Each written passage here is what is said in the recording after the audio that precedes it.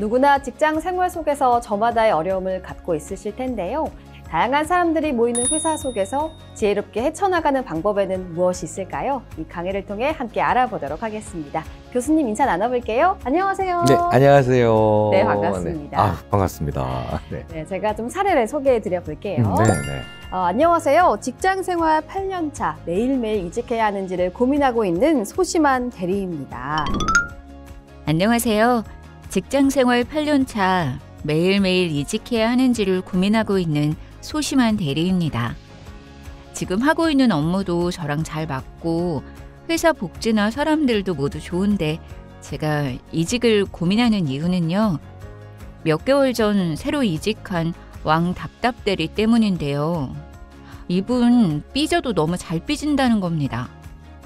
이 시작은 그분이 입사하고 한 달 정도 지났을 무렵이었던 것 같아요. 상부에 보고할 기획안을 작성하기 위해 왕답답대리와 나눠서 자료조사도 하고 기획안도 같이 작성했는데요.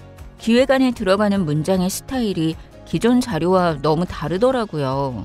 그분이 저보다 경력도 적고 회사 들어온 지 얼마 되지 않았지만 나이가 2살 더 많아서 최대한 예의를 갖춰서 말씀드렸거든요. 그랬더니 얼굴 표정이 싹 변하면서 대답을 안 하더군요.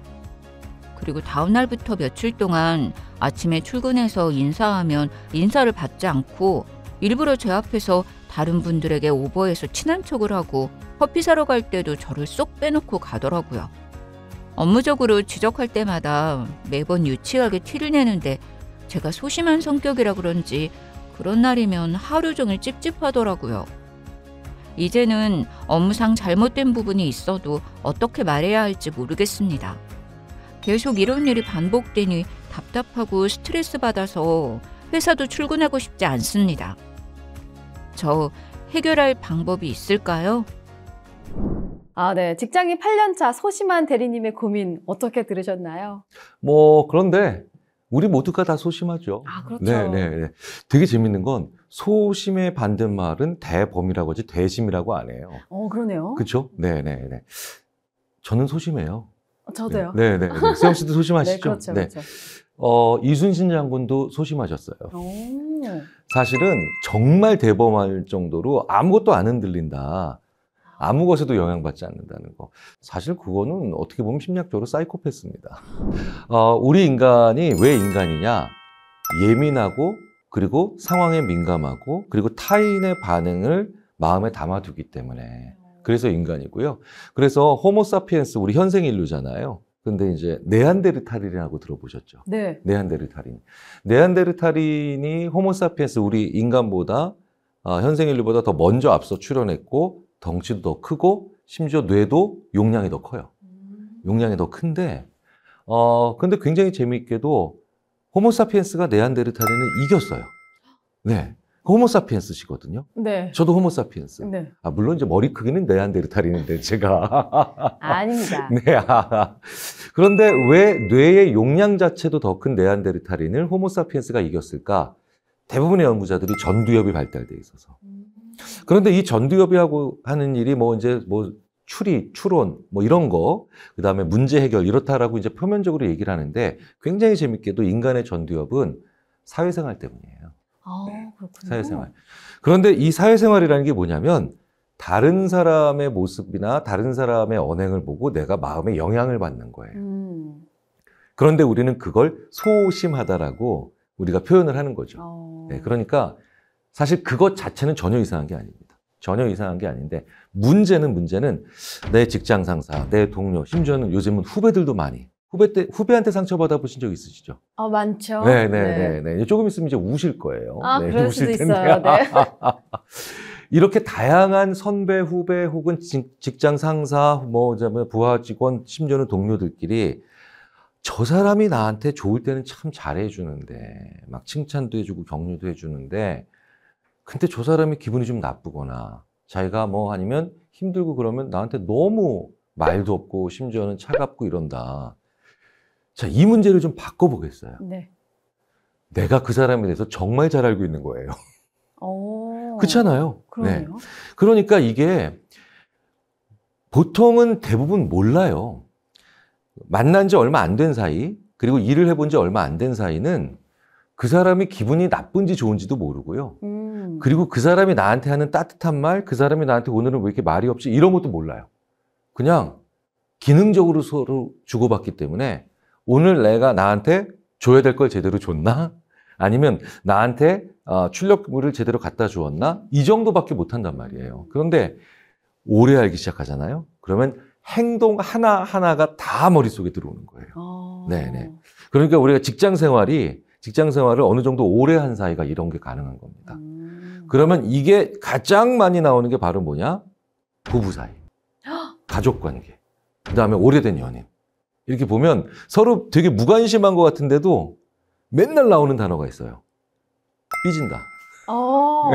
이게 표준어로는 삐쳤다라고 해야 된다면서요? 근데 이게 좀 삐졌다가 찰지지 않습니까? 그렇습니다. 그런데 이 삐졌다라고 하는 게 특히 한국 문화에서 굉장히 독특한 직장 생활에 있는 문화예요. 부부 사이에서도 많이 있고. 근데 이 삐졌다가 예전에는 심지어 영어로 앵글이라고 잘못 번역된 적이 있었어요. 달리 표현할 방법이 없을 네. 것 같은데. 그런데 화났다와 삐졌다는 완전 달라요. 그렇죠. 그렇죠. 다르죠. 예를 들어서요. 화난 남편은 부인을 밀어냅니다. 저리 가! 오지 말란 말이야! 그죠? 네. 그러니까 이게 분리의 감정이에요. 근데 잘 아실 거예요. 이 화난 남편이 아니라 삐진 남편은 부인이나 여자친구를 밀어내는 게 아니라 오히려 그 주위를 맴돌아게 계속 이렇게. 표현하는 거죠. 나 그쵸? 지금 삐진 거예요. 네. 그리고 난 다음에 계속해서 맴돌면서 화장이 왜 이래? 오늘 음식이 왜 이래? 타박하죠. 네. 그렇죠. 심지어는 말해줘야 될 것도 절대 말 안 하고 고맙다는 얘기 안 하고. 그런데 그 삐졌다라는 게 도대체 뭐냐면 화내는 이런 단순한 감정이 아니라 그 사람과의 관계 속에서 다양한 감정들이 합쳐져서 한 번에 나가는 거예요. 지금 이분은 내가 소심한 게 아니라 나라는 사람하고는 상대방의 마음, 이렇게 그 일이나 그 힘든 것을 사람에 두지 말고 우리 두 사람의 관계, 요 사이에 있는 관계에다 놓으실 필요가 있어요. 네. 그러니까 우리 관계가 힘들기 쉬운 관계구나. 사람을 빼고, 그러니까 우리 부장님, 김대리 이렇게 하지 말고 그럼 사람을 원망하게 되거든요. 네. 근데 사람과 사람으로 놓지 말고 가운데 있는 관계, 요 관계라는 놈을 한번 보라는 거죠. 부장님 빼고 나 빼고 이 관계라는 놈은 뭐지? 이 관계라는 놈이 되게 많이 엮여 있구나. 이 놈이 꼬여 있네. 그러니까 내가 나를 자책하는 거나 아니면 부장님을 원망하는 거나 이런 것들을 좀 덜 볼 수 있게 되죠. 자, 그렇다면 오래된 관계, 네. 오래 일한 관계. 그래서 그게 힘든 거죠. 왜겠어요? 상대방과 내가 오래 보고 오래 알고 있으니까 많이 알고 있으면서도 그렇기 때문에 남들은 못 보는 데까지 다 보니까. 맞네요. 그죠?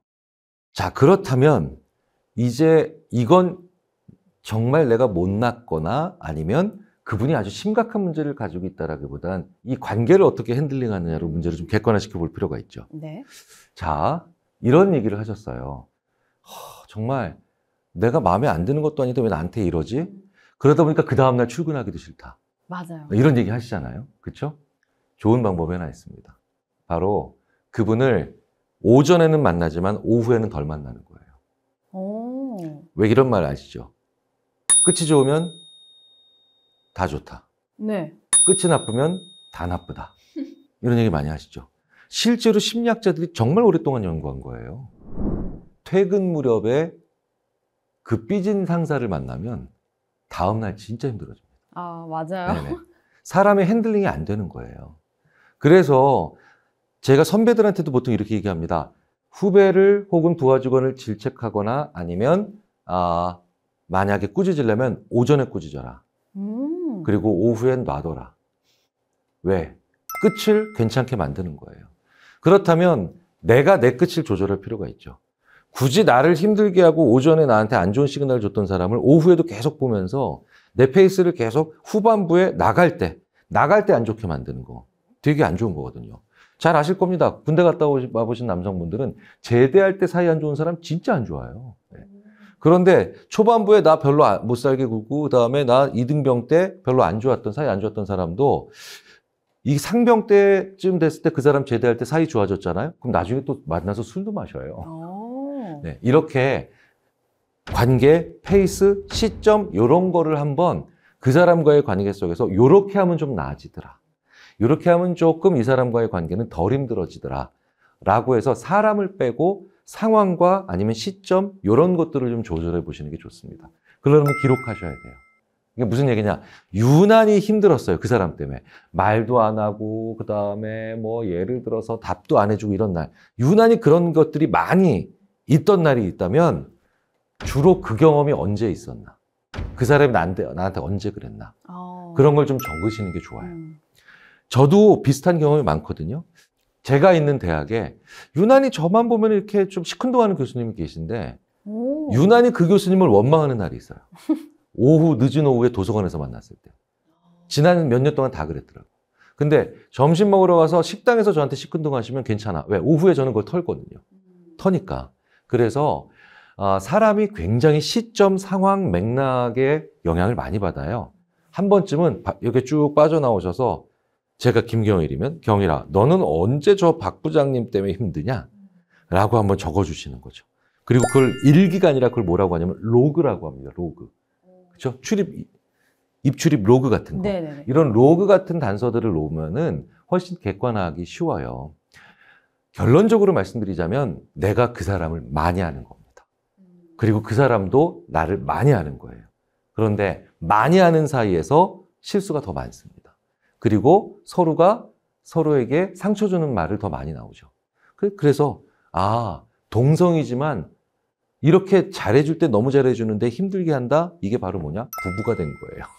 동성이지만 부부 같은 측면이 좀 있구나 라고 하면서 한번 생각을 해보시면 해결점을 찾으시는 게 스스로 찾아보시는데 도움이 많이 되실 겁니다. 네, 알겠습니다. 사실 이제 사람과 사람이 이제 만나는 그런 상황과 공간이다 보니까 사람을 빼고 생각하기가 쉽지 않았을 건데 그렇죠. 사람을 좀 빼놓고 그 관계만을 놓고 뭐 로그를 해보거나 그 시점을 좀 잘 생각해 보라고 말씀해 주셨습니다.